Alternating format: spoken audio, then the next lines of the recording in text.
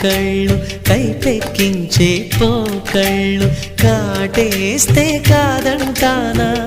ఇప్పుడైనా వయసేమైనా సొగసేమైనా మరపించే మనసేమైనా నవ్వు నవరాత్రి నీ కోసం తీసుకువస్తున్నా